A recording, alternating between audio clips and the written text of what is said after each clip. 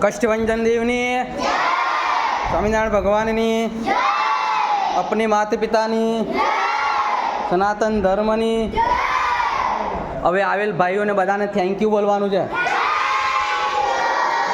અને આ છાશ આપે છે ને એ મેહુલભાઈ રસોઈયા, એમને ખરેખર ખૂબ ધન્યવાદ કે તમને રસોઈ બનાવીને જમાડે છે. બરાબર, એમને થેન્ક યુ બોલો બધા.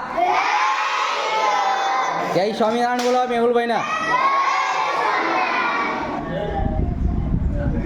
ચલો જમી લો હવે.